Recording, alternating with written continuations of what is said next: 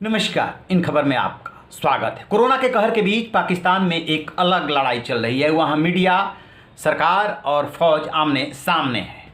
दरअसल इसकी जो पृष्ठभूमि रखी जा रही है, जिस तरीके से 26 मई को वहाँ के पत्रकार असद अली तूर को मारते पीटते हुए अपहरण किया गया, उनके मार करके हाथ पैर तोड़ दिए गए, और उसके पहले अप्रैल में अफसार आलम के साथ जो व्यवहार हुआ, फिर जुलाई 2020 उससे पहले मतीउल्लाह जवान के साथ जो व्यवहार हुआ, उसके बाद पत्रकारों में भारी आक्रोश है। क्या है इसके जड़ में? दरअसल वहाँ की सरकार यानी कि इमरान खान सरकार, आपको सामने से सरकार दिख रही होगी, लेकिन असल में सरकार वहाँ की फौज है। फौज को और सरकार को ये बात कतई गंवारा नहीं कि मीडिया उसकी आलोचना करे, उसकी आर्थिक व्यवस्था की तरफ ध्यान दिलाए, असल मुद्दों की तरफ ध्यान दिलाए, ये उसको गंवारा नहीं है। आलोचना करे, तंज कसे, कतई नहीं। अब इसी बीच में वहाँ की सरकार ने क्या किया है कि Pakistan Media Development Authority Ordinance 2021 लाने का फैसला किया है, और उसका ड्राफ्ट जो है तैयार कर लिया है। उस ड्राफ्ट में एक ही छतरी के नीचे प्रिंट, इलेक्ट्रॉनिक और डिजिटल सब कुछ लाने की तैयारी है। चलिए यहाँ तक ठीक है, आप इंटीग्रेशन कीजिए। प्रिंट को भी लाइसेंस लेना पड़ेगा, चलिए वो भी लाइसेंस ले लेते हैं, कोई दिक्कत नहीं। जो रूल्स बनाएंगे उसको भी फॉलो कर लेते हैं।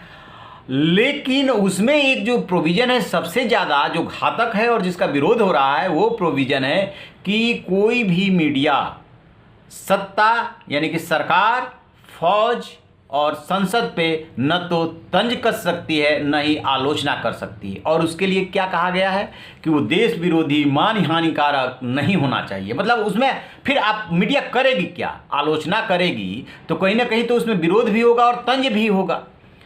अब इसको लेकर के वहाँ पे बवाल मच गया है। जो वहाँ मुस्लिम लीग नवाज है, मरियम औरंगजेब हैं उसके प्रवक्ता, वो विरोध कर रही हैं, तमाम राजनीतिक दल विरोध कर रहे हैं। लेकिन सबसे बड़ी बात है कि वहाँ की मीडिया और वहाँ के मीडिया जो पत्रकार हैं वो सड़कों पे आ गए हैं कि इसको हरगिज़ जो है बर्दाश्त नहीं किया जा सकता। ये तो तानाशाही है, और इसको जो बोला जा रहा है पाकिस्तान मीडिया मार्शल लॉ बोला जा रहा है। यानी मीडिया पर जो है कहीं ना कहीं उसको गैग किया जा रहा है, उस पर थोपा जा रहा है कि जो हम कहेंगे वही छापना है, वही दिखाना है।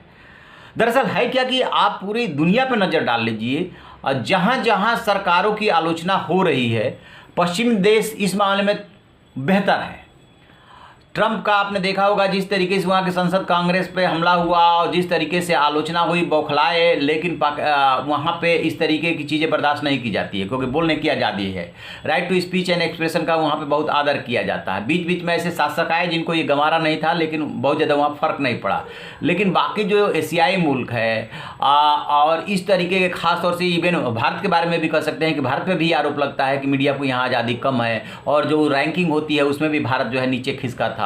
लेकिन पाकिस्तान में तो ये हद है कि आप जो है सत्ता यानी सरकार और फौज के खिलाफ बोलेंगे ही नहीं, तो फिर किसके खिलाफ बोलेंगे? जो कर्णधार हैं, जो व्यवस्था, जो सिस्टम संभाल रहे हैं, उनके खिलाफ नहीं बोलेंगे तो किसके खिलाफ बोलेंगे? यानी एक तरह से मुंह बंद करने की कवायद है, और इसी बात का विरोध हो रहा है। तो अब देखते हैं कि ये सरकार ऑर्डिनेंस जो लाना चाहती है वो ले आ पाती है, या विरोध के कारण उसको अपने कदम पीछे हटाने पड़ते हैं। क्योंकि पिछले दिनों जो तूर के साथ हुआ था, जो हामिद मीर वहाँ के बड़े पत्रकार हैं, उनका जो प्रोग्राम है जिस तरीके से उसको कैंसिल कराया गया, वो हुआ था क्योंकि उन्होंने फौज के खिलाफ बोला था। तो उनका जो रिएक्शन है कि हम चुप नहीं बैठेंगे, उसके बाद क्या फौज, क्या सरकार इतनी हिम्मत जुटा पाती है, और यदि जुटा ले जाती है तो इसको कितना सक्सेस कर पाती है? क्या वहाँ के जो पत्रकार है इसको बर्दाश्त कर पाएंगे? कोई बर्दाश्त नहीं कर पाएगा। और इस मामले में तो मेरा अपना मानना है कि दुनिया भर के पत्रकारों को एक होना चाहिए, चाहे भारत का मसला हो, चाहे पाकिस्तान का मसला हो, चाहे अमेरिका का मसला हो, कहीं का भी मसला हो, कि आप right to speech and expression का जो अधिकार मिला हुआ है उसे छीन नहीं सकते। सत्ता के बल पे, बंदूक की नोक के बल पर उसको दबा नहीं सकते। आपके मतलब चिराग तले अंधेरा की जो बात कही जाती है, आप भ्रष्टाचार करें, आप मनमानी करें और आपके खिलाफ कोई बोले ना, ऐसा हो नहीं सकता। वो दौर अब रहा नहीं जब आवाज़ दबा दी जाती थी। तो आप रहिए ना बेखबर, देखते रहिए इन खबर। Thank you.